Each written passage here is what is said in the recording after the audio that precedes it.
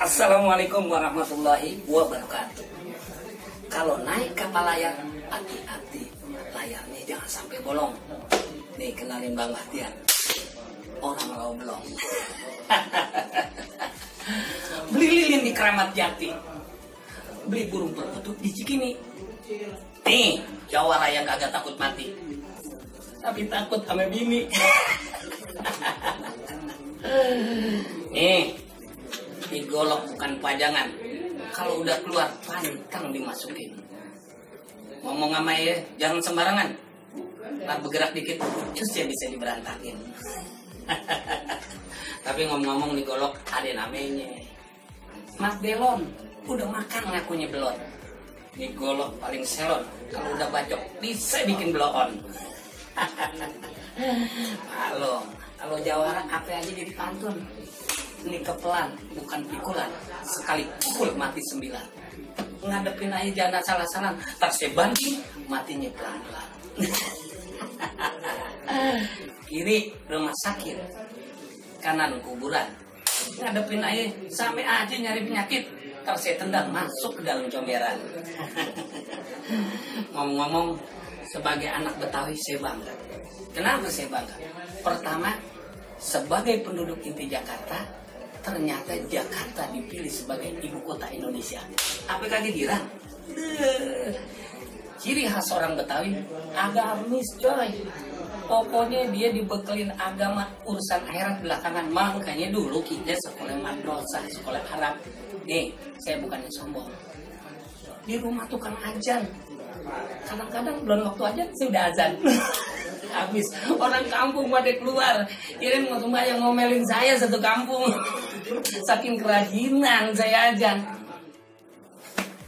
Anak Betawi yang amenya ngaji itu kagak ada prenya. Orang tua kita ngajarin. Sampai saya nih punya anak 5 aja masih ngaji. Pernah suatu hari 2 hari saya kagak keluar dari musola. Ini nyarain. Dia pikir, waduh, laki gue ngaji nih. Gak tahu dia terkunci. Aduh, marbot ya kagak tahu doa saya panjang main kunci aja tuh marbot. Kalau kita pikir-pikir orang Betawi itu sosialnya tinggi.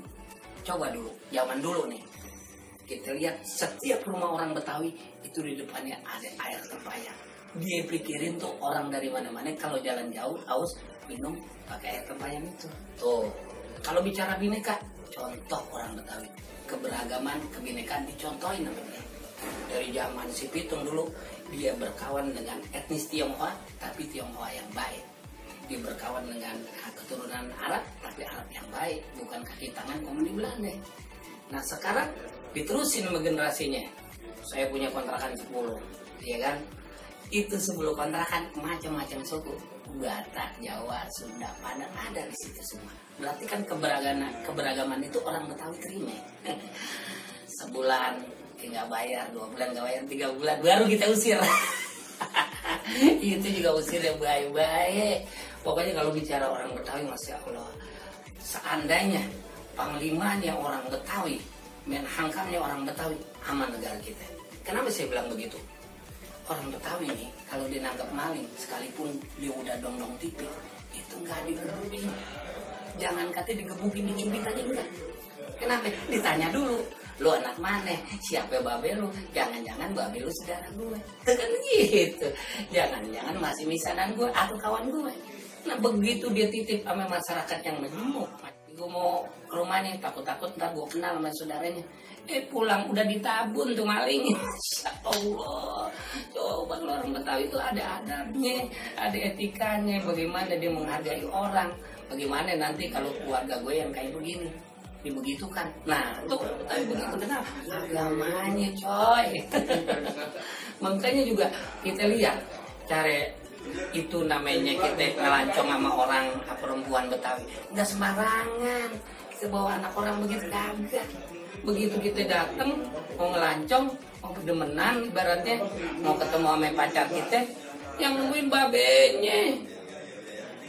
Calon kita cuma ngintip di jendela begini. Babenya udah dirapetin lagi, itu udah bangor banget itu. Babenya tanya, lu hatam anak PKG tuh kata dia. Ya kagak sih Be, cuman ngaji-ngaji aja bisa cakep.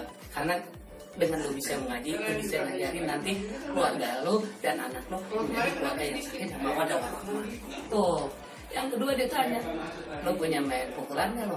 Tuh, coba sepukul 2 pukul, jalanin gitu. Tuh, cukup. Kenapa gue tes main pukulan? Supaya lu bisa ngelindungin keluarga lu. Nah kalau lu penakut, ntar bini lu lagi datang bulan, misalnya bulannya 9 bulan 6 hari, mau ngelahirin lewat komplek, digonggong anjing, lu kabur paling dulu karena lu takut. Akhir bini lu digigit anjing. Tuh orang dulu luar biasa.